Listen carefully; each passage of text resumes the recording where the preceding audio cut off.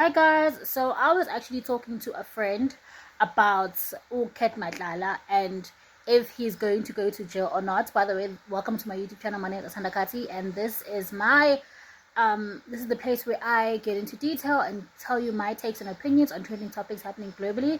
Today I'm going to be talking about Ket Matlala and his involvement in the many corruption induced sentences that he is a part of, allegedly. I feel okay. We were talking about a friend. No, we were talking with a friend about Ket Matlala, and we were talking about how. Well, my friend was saying that Ket is definitely gonna uzopuma kungekdala, and that even though the commission is publicized publicly and kwenziwa yonke into publicly, so that the public can have an opinion and see for themselves if justice is being served or not. Irrespective of that, Ket Matlala uzophuma because he's very, very powerful, and he'll figure out a way, And Mina, I disagreed because honestly, my thing is this: I feel like it's not so much about the crimes with Ket Matlala; it's more about just the audacity, like his robust, his pompous audacity to use state resources so outwardly.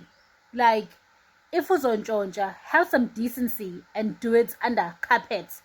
But if you're going to do it so robustly and use state resources, the fact ukuthi yena behamba belandela ama-blue lights engasiyo politician, like, that is disrespectful.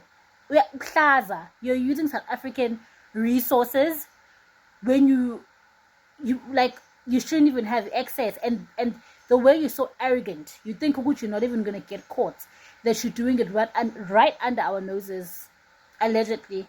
And it's that I feel like it's just the arrogance. Even the time when he was being interviewed, he literally let out a slight smirk and just walked away. And every single time, like, he's brought to, well, when he is brought to, it was terms, hello guys, I'm not that good in politics, but that place enkantolo, basically, when he's supposed to go to enkantolo and accounts and things of that nature, when he's supposed to basically appear in court, when he sees his family, it's like business as usual. He paid his wife a compliment. Ngazi ukuthi ufuna ukubonakala ngazi ukuthi nje yena akana stress, and that is a problem. It's a problem when umuntu has gotten so comfortable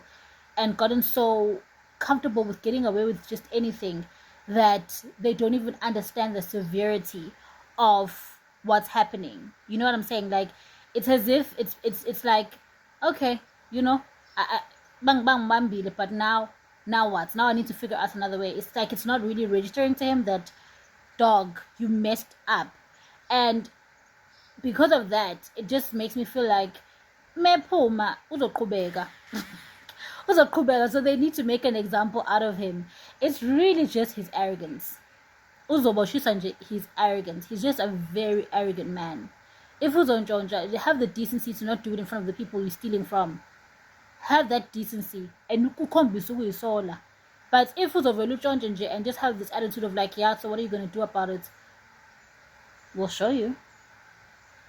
And if South Africa doesn't, I'm not trying to incite violence. You know how I'm always like just talking and I'm always just getting in trouble for speaking. Hey guys, whatever, dog. Like, if I die, I die. But Oksalayo, if South Africa, if he somehow makes it out and South Africa does nothing about it, then ngiyathanda kusho ukuthi ngiyathanda ukuhlupheka, ngiyathanda ukuthi ama-business people badle imali nenhlupheko, kusho ukuthi niyayithanda inhlupheko kahle kahle.